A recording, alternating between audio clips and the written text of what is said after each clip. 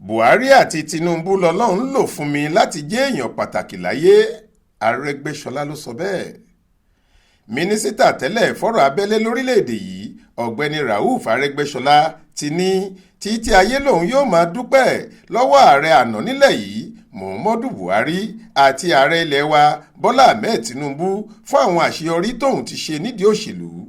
Arẹgbẹṣọla sọ̀rọ̀ yìí níbi ayẹyẹ ìkíni káàbọ̀ táwọn ẹgbẹ́ Concerned Muslim Scholars and Clerics tí ẹkùn ìwọ̀ oòrùn ilẹ̀ wa ṣe fún nílùú Ọ̀yọ́ lọ́jọ́ àìkú Sunday ọjọ́ 18 oṣù kẹfà ọdún 2023 yìí. Ó ní Buhari àti Tinubu ló wà nídìí àwọn àṣeyọrí òun gbogbo táwọn èèyàn fi ń kan sáárá sóhun títí dòní.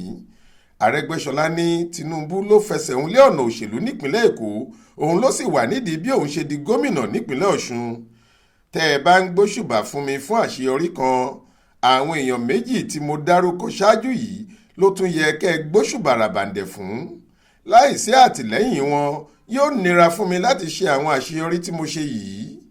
Bẹ́ẹ̀ l'Arẹgbẹṣọla wí. Kò ṣàìfẹ̀mí ìmoore rẹ̀ hàn sáwọn aráàlú Ọ̀yọ́ fún bí wọ́n ṣe kí i káàbọ̀ padà sílé.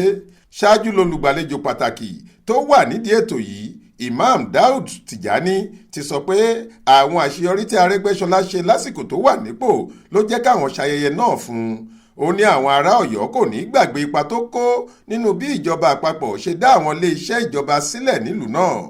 Nínú ìdánilẹ́kọ̀ọ́ tó ṣe níbi ayẹyẹ ọ̀hún, ọ̀jọ̀gbọ́n Abbas Alade ṣàpèjúwe Arẹgbẹṣọla gẹ́gẹ́ bí ẹni tó rí àánú gbà lọ́dọ̀ Ọlọ́run, pàápàá tá a bá wo àwọn ipò tó ti dìmú nílẹ̀ yìí, èyí tó yẹ káwọn èèyàn fi ṣe àwòkọ́ṣe.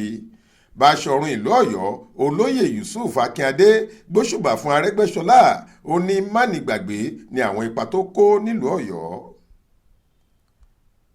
Ọláwálé Àjàó ló ṣàkójọ ìròyìn yìí fún iléeṣẹ́ tẹlifíṣàn Aláròye online. Faith Adébọ́lá ló kà á sétí ìgbọ́ yín.